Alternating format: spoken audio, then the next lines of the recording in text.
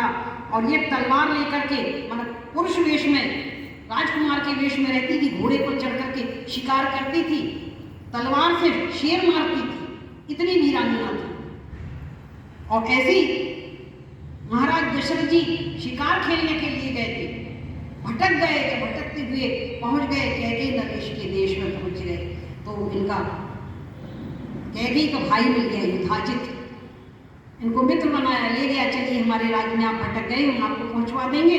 जब पहुंचे देखा उसी समय कैकेयी घोड़े से उतरी, तलवार लेकर के भीतर गई। महाराज देखते रह गए। तो कहा युधाजित ये तुम्हारा भाई है क्या, राजकुमार? तो उसने कहा नहीं ये मेरी बहन है। कहा महाराज देखकर बहुत आकर्षित हुए, कहा मैं इससे शादी करना चाहता हूँ।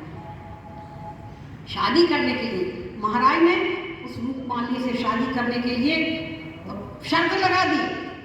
देखो कहाँ से बात, पिता के, अभी कल आपने सुना था ना, दक्ष की कन्या थी, इसलिए दक्ष कुमारी जब गई तो उन्होंने राम की कथा नहीं सुनी।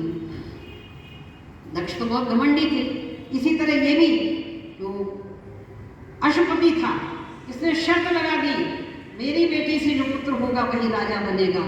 महाराज ने कहा तो मेरे कोई संतान नहीं है, अब और शर्त लगा दी थी। जब आए अपने राज्य में तो बड़े दुखी हो गए, सो गए, खाना पीना छूट गया। तो महाराज अज बड़े दुखी थे।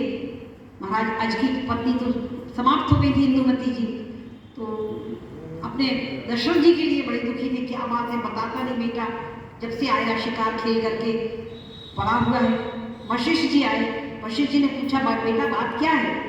तो बता दी बात की ऐसा ऐसा है, वहाँ अशुपति की बेटी है, मुझसे विवाह करना चाहते, उन्होंने ये शर्त लगाई है। तो वशिष्ठ जी ने कहा अरे बेटा जी कहाँ की संतान, कहाँ का कोई है नहीं, और फिर जब वो अपने परिवार में आएगी तो हमारे रघुवंश के आधार पर ही